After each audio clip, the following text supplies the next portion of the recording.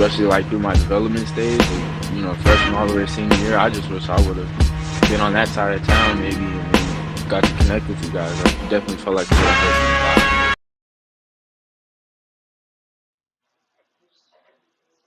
bit. Hey, just want to welcome everybody in. You're watching Kevin Howard, the One-Eyed Scout on TAAN TV, where we have a local feel and a global reach, yo. And man, we're gonna get busy because we got a packed show. Right after we're gonna talk about some unsigned seniors that are hiding around the city. We're gonna talk about how March Madness affects recruiting, and then you know everybody's fussing about right now the portal versus high school recruiting. But I really want to shout out our sponsor for the bracket challenge with Smoky Mo's Barbecue. Uh, they've been really helping us out with that. You can already see, Vance thinks he's big time, but my man Doug Jones from Houston is leading the way. Uh, go ahead and look up uh, Smoky Mo's on internet. They have 17 locations around San Antonio. It's one of my favorite spots. You know, all right. So now I need you to here's your call to action. I need you to like it.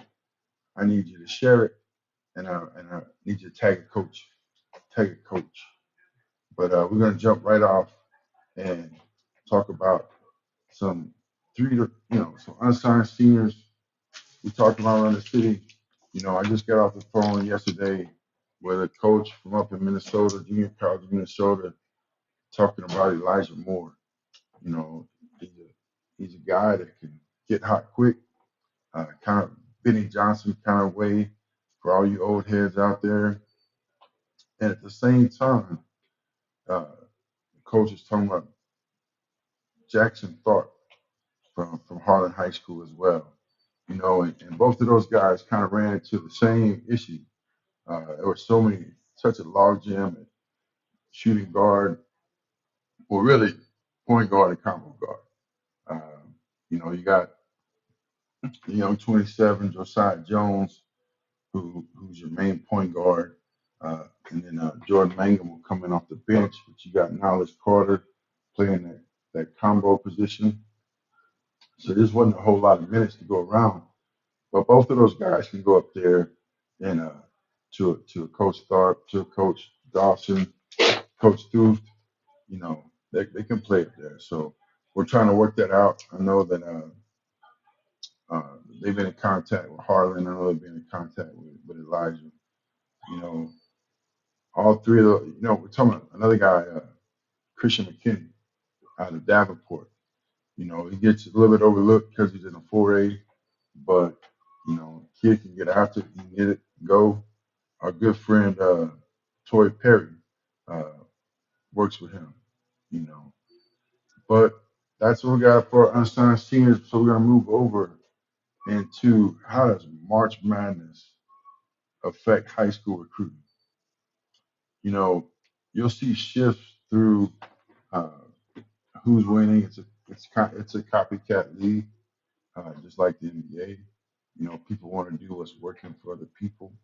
So you see you see all these teams shooting all these threes, which is kind of cool and all.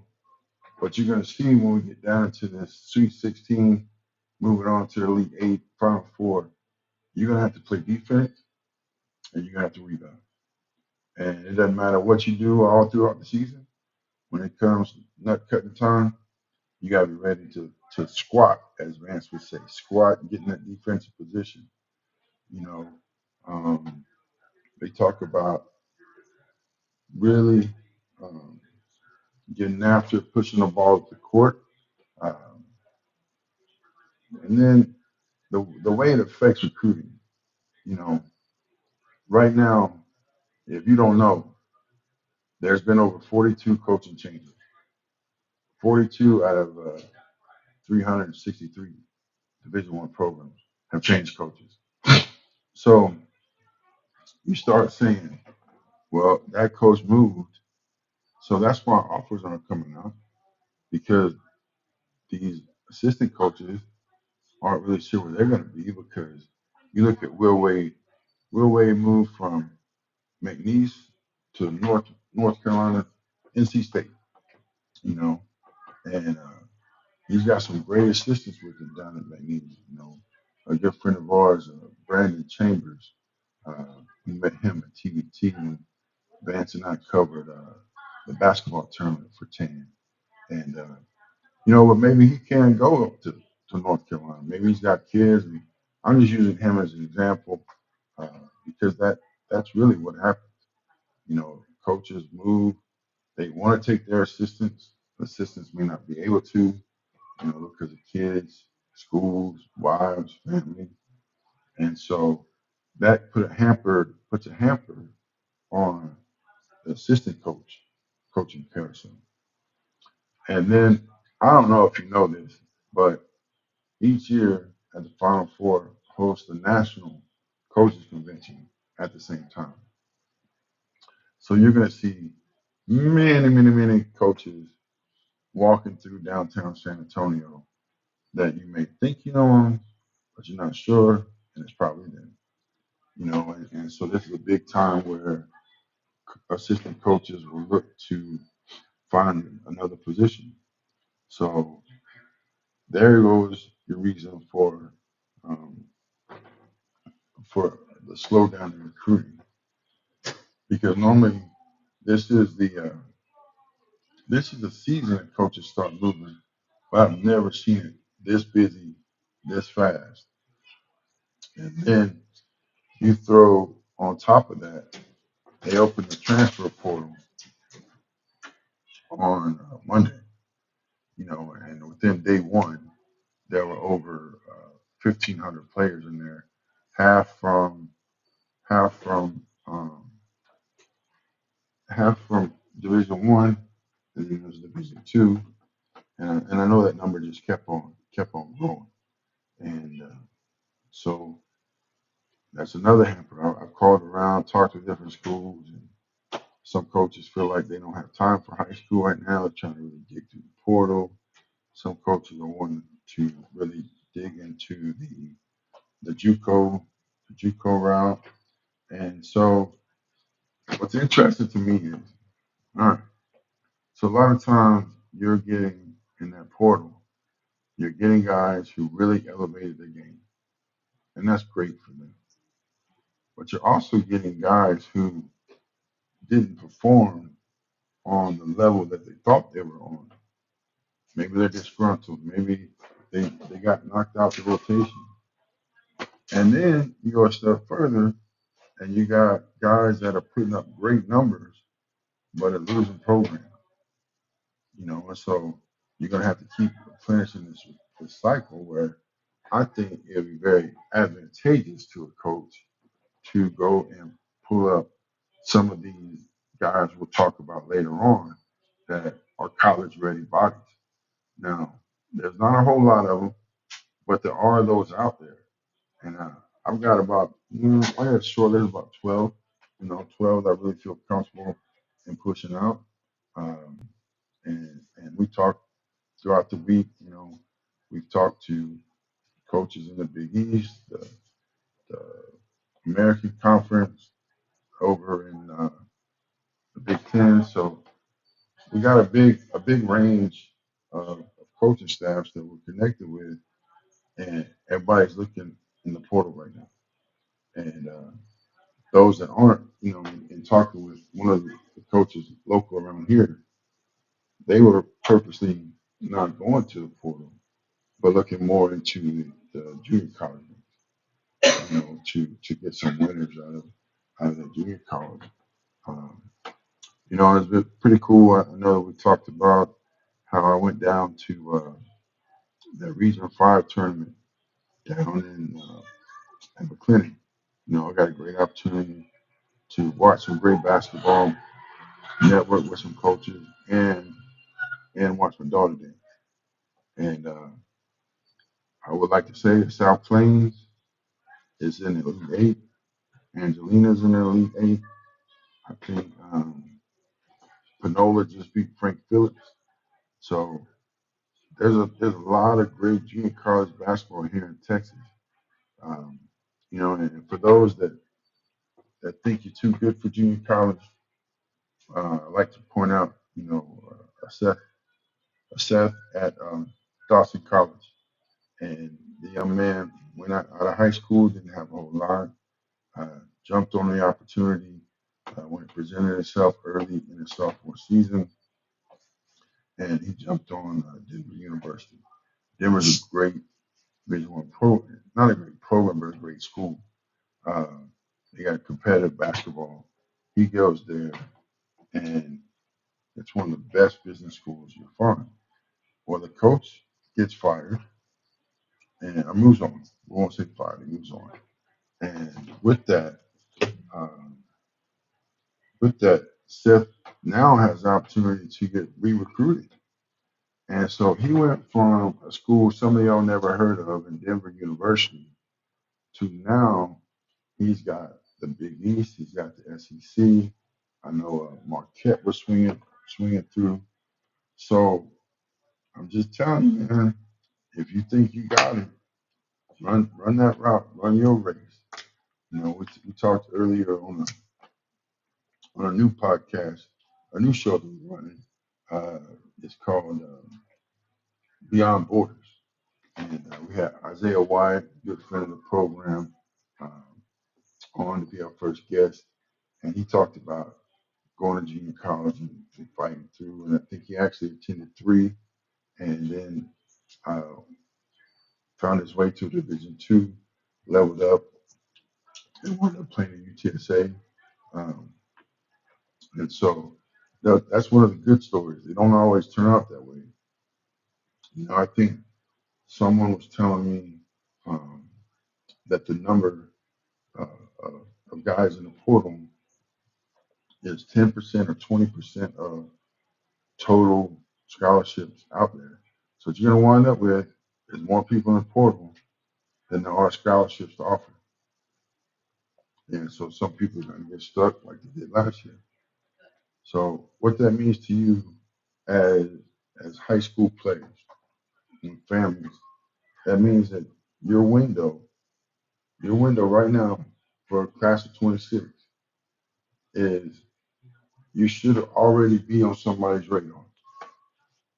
And if you're not, you better bust your ass and get on one. And there's a lot of trainers in the city. There's not a whole lot of developers. And a lot of kids they yell they want exposure, want to get exposure, but you're going to get exposed if you're not developed. So sometimes the lack of exposure is a decent thing. Um, but yes, you can work. So we're talking to the class of 27. Class of 27, as you go through this summer, you're working to get on someone's radar, because you got to already be on there before you go into your junior and the senior year. Because after you enter that senior year, man, you're looking Division two, junior colleges, Division three, which aren't a bad thing, but just know what you're getting yourself into. And with these high school guys, as we go into this summer, there's 5 things you need to focus on. A motor. You got to keep running up and down the floor. Big man, you got to run rim to rim. You got to be a rim protector. Uh, if you're soft, that's fine. You better run that floor, grab rebounds. Um, shooting, shooting is a huge separator. You know, uh, some of you guys think you're nice, you're gonna find out you're not nice. And then, I like to when I talk to coaches and I ask them, about winning time, you know, and they want to talk about motor, defense, and rebounding. Motor, defense, and rebounding. And you know what's great about all those three? You control it. Now, you control your motor. You control how hard you want to play on defense. And that's another thing that's an advantage for a high school kid. A high school kid is more likely to play defense with more intensity than some of these older guys coming out of the portal. So you got a chance to go in there and lock up 94 feet. As a big man, work your feet, move your feet, rebound, bump body, and then the IQ. And the IQ piece comes around with just how much of the game that you play you understand. I was sitting back thinking today as I was talking to Miss Dusty from Dusty's Notebook, another show we have on here, uh, about how many guys aren't watching the, the the tournament. How many guys are caught up watching playing video games. You know, uh, back in my day, back in the dinosaurs on the earth, you didn't have a whole lot of video games, so you was in the gym playing or you was watching, and that's one of the things that I love most is the NCAA tournament. And so let's move on to our next point. Um, and we talked about your window of times and the sense of urgency. The urgency is you got to be ready. Remember the three things that you control: your motor, your defense, and rebounding, and play like your hair's on fire.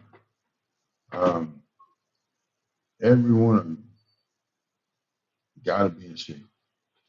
I can't tell you, watching some film from the first weekend, people out of shape.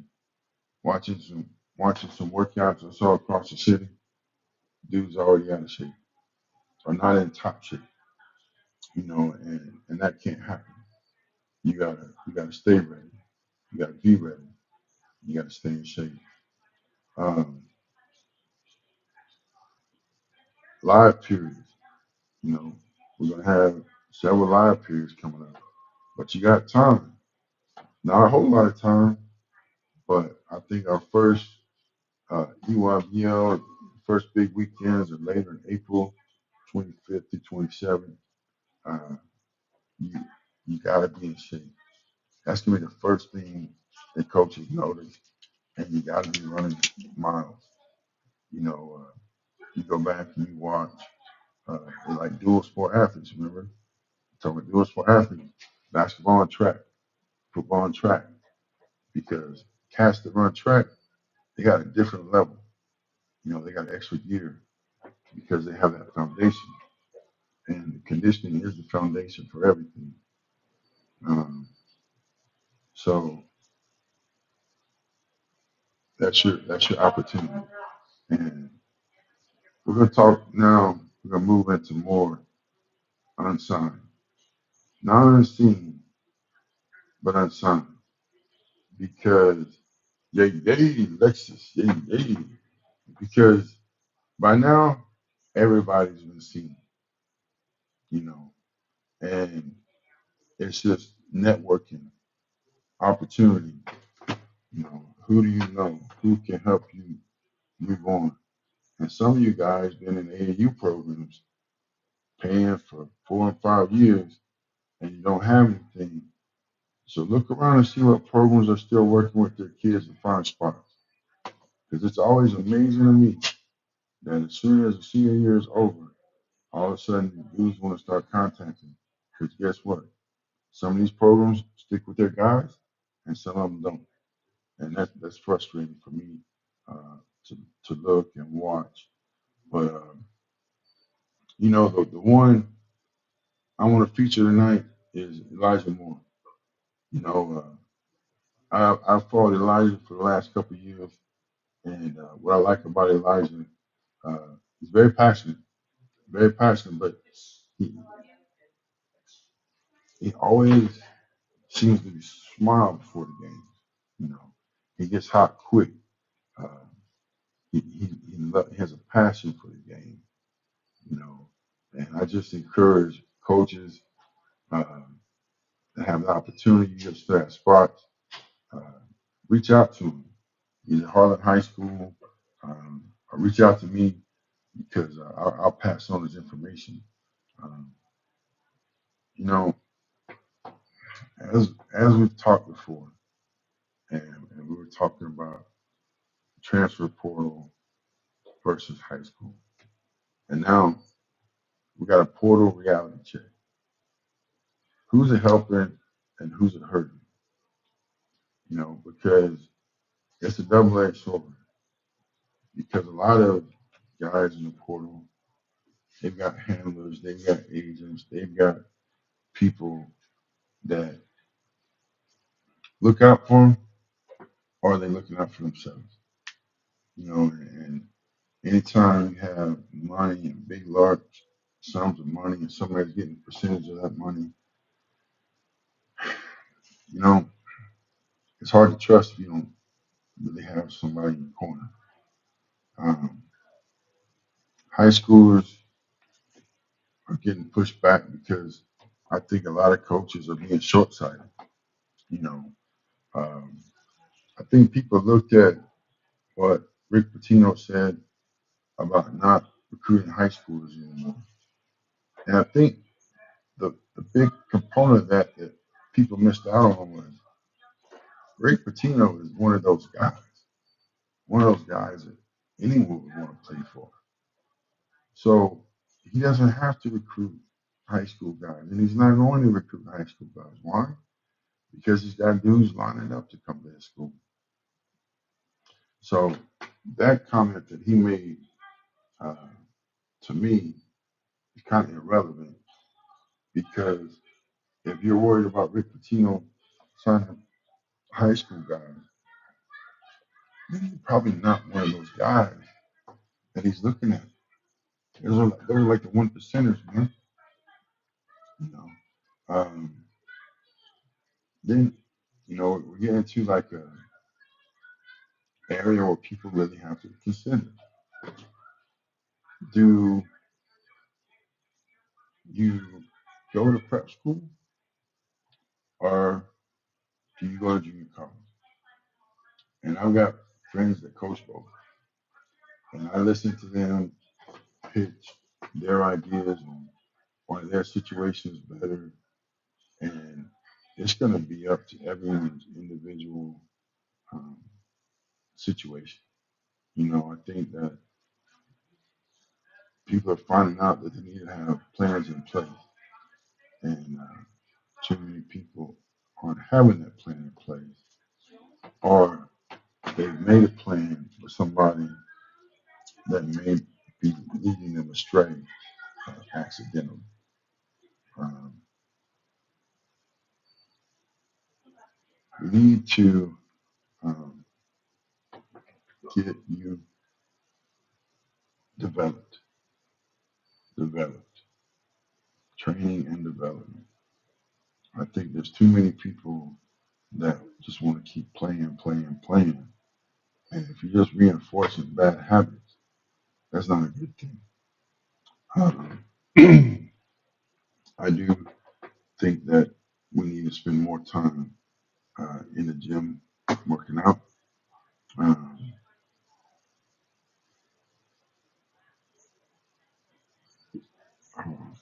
oh, okay. I don't know what I was talking about. You know, um, you've had people that have been very successful um, in the past. I say last 10 years or so, um, putting people in schools. And, and there's a good number of guys that are um, going to college, and so that's to be celebrated.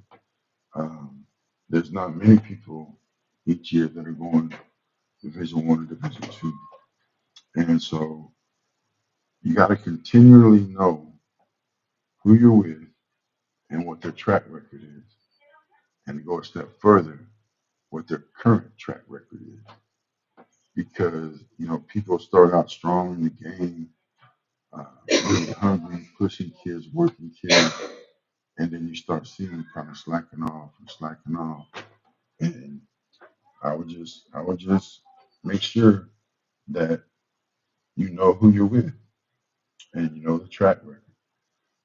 The best thing after you do those three um, of motor, rebound, and defense is get your bodies right.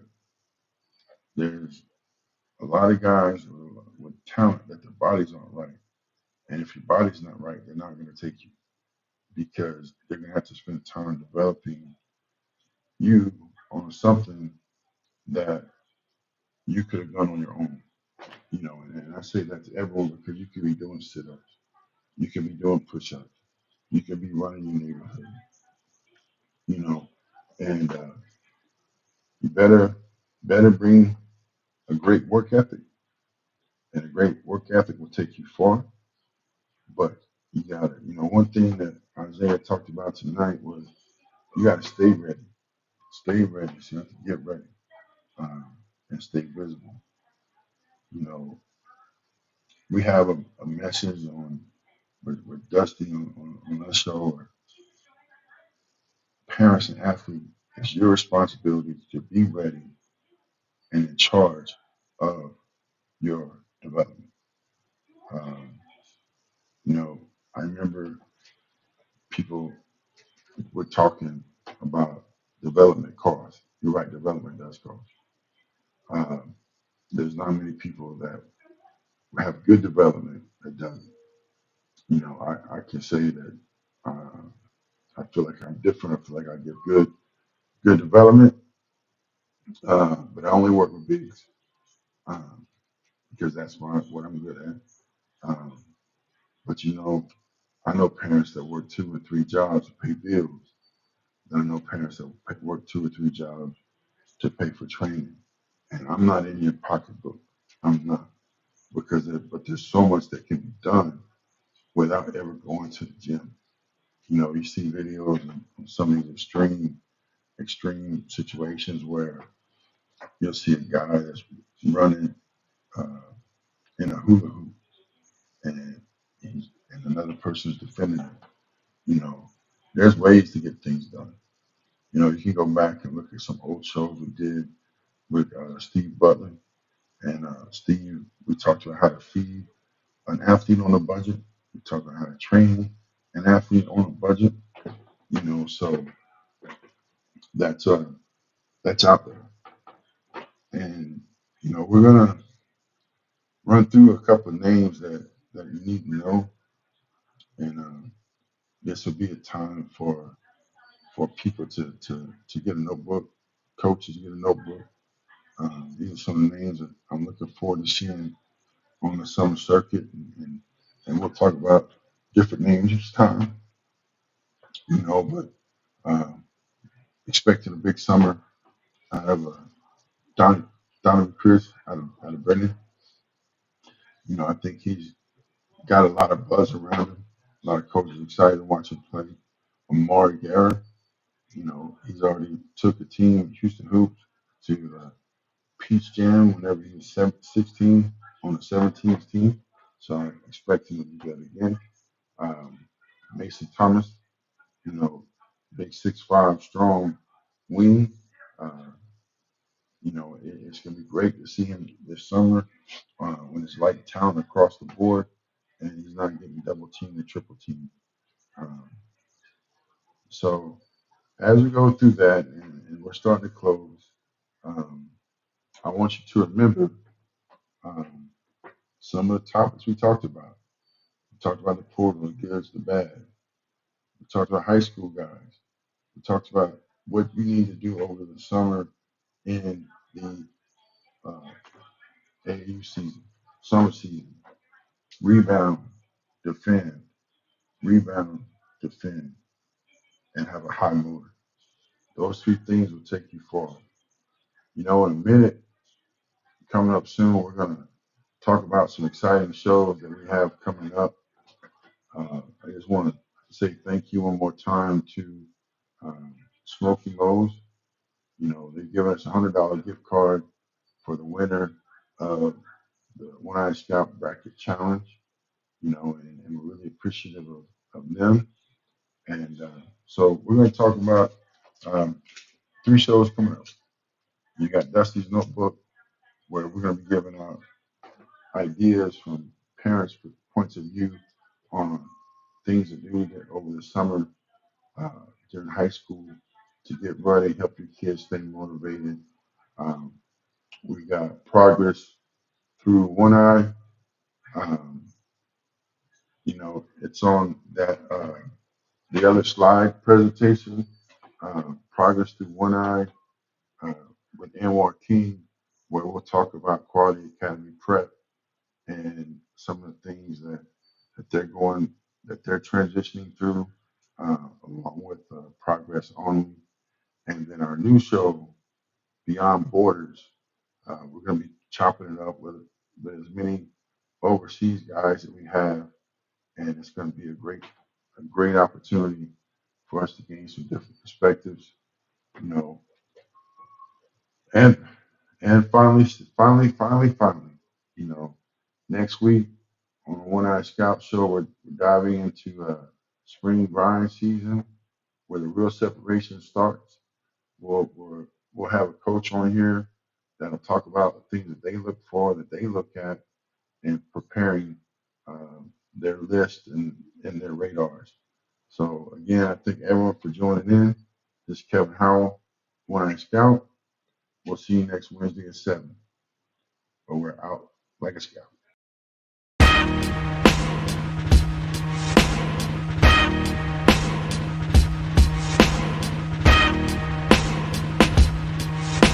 Said I was just like how you guys seen it, you know what I mean? Like especially like through my development stage, and, you know, freshman all the way to senior year, I just wish I would have been on that side of town maybe and then got to connect with you guys. I definitely felt like it would have helped me a lot.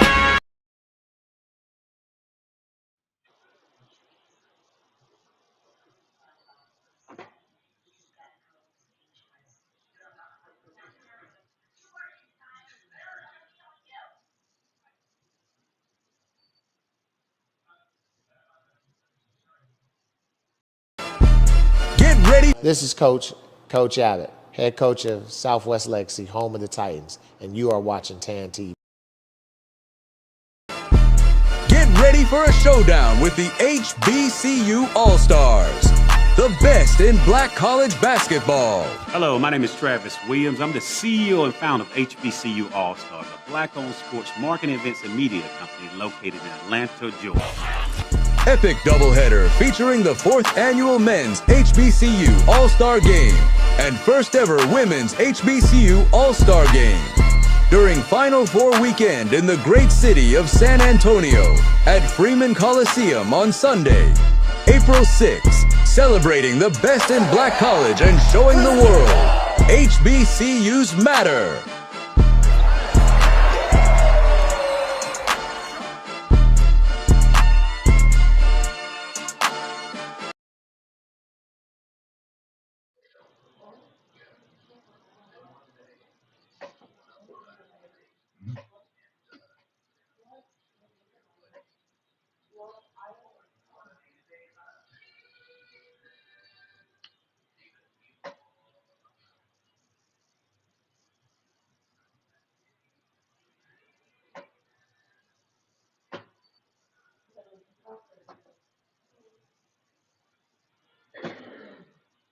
Ladies and gentlemen, I keep telling you, bro, these kids nowadays, they eating a different type of Frosted Flakes. I told y'all this before. I didn't eat that cereal because I wasn't doing this at his age. I was watching Bob the Builder, Little Bill. I was not getting to the lane, big body, and laying it up calmly. I didn't do it. I didn't lay it gently like this. Look at this, get in the lane and one. Ref, call the foul. Look at buddy, get by you. It's easy for me. Let me lay it up gently. That boy chewing gum like this is nothing. Look at him. Get back on defense. Do what I tell you. That boy out here carving these dudes up like Halloween pumpkin. Sir, relax. Buddy out here looking like a baby Matt Barnes. You saw what I did to Derek Fisher. What you think I'm gonna do to you? Nah, boy. Tell me that man don't look like Matt Barnes with a Stephen Curry game. This don't make no sense. Yo, he been chewing gum the whole video, bro. Imagine getting 40 from somebody blowing and popping bubbles. Come on, man. I can't let you do this to me. Look at this. Get in the lane, stupid. Chew my gum. Float gently. Float me high. Look at this. This man is a problem. He don't even look like he drink Gatorade when he tired. He just pop a Hubbalicious gum in his mouth and he good to go again. Look at this. Get in the lane. Stop it. You're not guarding me. Float gently off the backboard. Dom up teammates. Make sure you knock it down or you off the team. As soon as he walk in the gym, it's like a 10 on 5. He 5 people by him damn self. Float gently. That boy